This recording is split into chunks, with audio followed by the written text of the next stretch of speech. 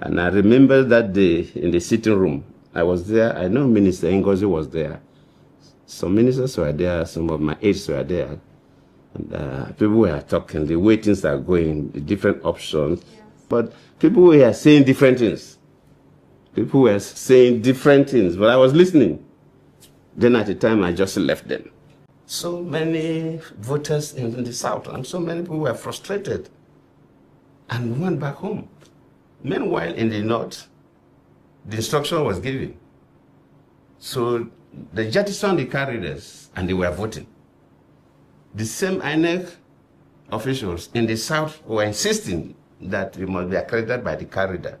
So ladies and gentlemen, boys and girls, in an interview with Rainbow Book Club, former President Goodluck Jonathan said this. Nigeria will have a complex situation. There's always balancing between North and South, Muslims and Christians. And Yar'Adua was a Northern Muslim, who was the president. And he took over from a Southern Christian, Obasanjo, who ruled for 8 years. So definitely the Northern Muslims wanted Yar'Adua to at least do 8 years before he could come back to the South for another, probably a Christian, to take over. But well, the health issue came up, and it was the problem. And that is why even to allow me to act was an issue. When Yar'Adua was going for the medical checkup, actually a letter was written. Of course, the Constitution says that for the Vice President to act, the President will send a letter to the Senate and the House of Rep, informing them. That letter was written, but the person who the letter was handed over to, I will not mention the name to you now, was one of the aides of Yar'Adua, refused to submit the letter to the National Assembly. And Yar'Adua became so ill that he had no control of issues. So we had the country where the president was not available and there was no acting president. So the country was tense. Yes. And under this North-South divide, Christian-Muslim divide, it was really tense. And every day I was hearing about coup. I remember one day, I will not mention the names of some of my friends, came to look, Vice President, that time I was not even acting. They have not even moved the doctrine of necessity. I was still the Vice President. No, you don't have to sleep here. You have to come and sleep in my guest house, and so on. I said, no, I will stay in the State House. If anybody wants to kill me, it's better you kill me in the State House, so the Nigerians will know that they assassinated me in the State House. They know I have not committed any offense. It's better that I die here in the State House than being assassinated outside the State House, because all kinds of stories will come up. So that was how tense it was. So while that information might not be news to a lot of people, the individual he accused of not transmitting the letter to the National Assembly is what many of us do not know and want to know. So the question is, who is this individual and why has he or she been shielded for this long? Why is the former president refusing to mention the name of this individual? Because as far as I'm concerned, Nigerians deserve to know who this individual is. Not because of vengeance or hate, but because of preserving our democracy and ensuring that anyone who tries to do the same in the future will not only be named and shamed, but will be prosecuted. So I think President Goodluck Jonathan making it look as though it's about his own feelings is rather unfortunate. The former president had the opportunity to call out this individual several years ago while he was in office, but didn't. And 10 years after his reign as president, he's still making it seem as though it's all about him. No, sir. It's not about you or your family members. It's about Nigeria and its democracy.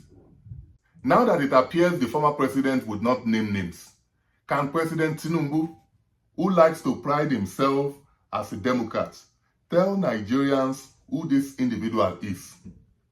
Because this is exactly what a Democrat should do. As a matter of fact, a true Democrat will not wait for this kind of interview to make public the name of this individual. And if President Tinubu would not take this matter up, shouldn't the National Assembly rise to the occasion? I mean, if we have a National Assembly whose head was still on his neck, they should have been interested in things like this. Shouldn't they have probed the fiasco that happened at the time? Because if they have institutional memory, they will surely remember what the nation went through at the time.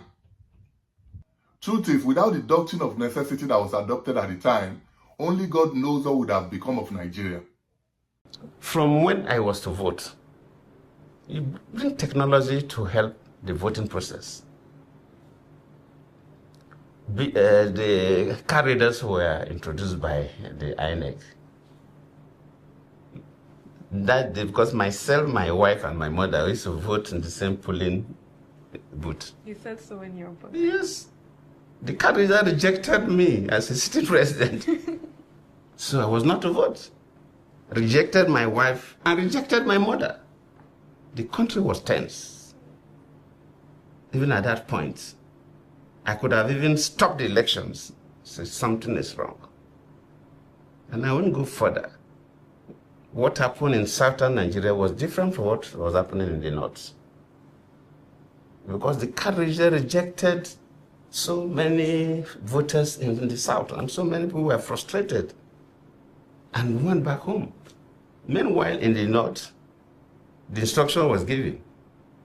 So they jettisoned the card readers and they were voting. The same INEC officials in the south were insisting that we must be accredited by the card reader. I know that the country was tense. I know, maybe because of the statements made by Buhari himself when he said both the baboon and the dog will be soaked in blood. So young people were kind of mobilized to the level of frenzy to cause maximum violence if people don't get what they want. People were announcing, okay, they will run a parallel government and so on. But those doesn't bother me. But since I was the president of the country, and I also know that even in the Niger Delta, people were also ready to fight back, even though there are not many.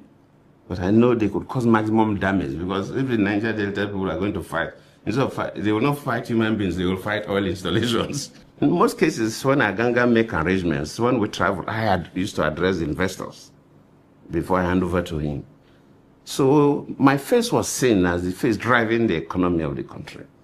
And I looked through that if we have maximum crisis, all these people that have encouraged to come and invest in Nigeria, they will lose their money and so on. Besides the fact that people will die. In fact, I had in a good authority how so many houses in Abuja would have been burnt if things have gone a particular way. But even if I had won the election genuinely, yes, I had no problem. But since they manipulated the process and they're announcing figures that I was the president of the country, I'm not the one to doubt the results of INEC that appointed the people. So it will look silly for me because I appointed the people. So I said, well, it is my fault.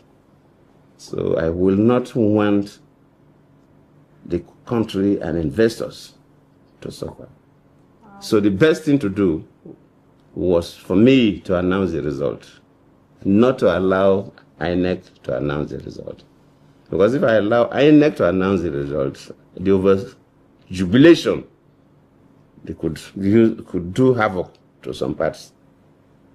So while waiting, I announced the results. That was why I made that phone call. It was to announce the result, even though they were still collating. But I said, let me announce the result. And I remember that day in the sitting room, I was there. I know Minister Ngozi was there.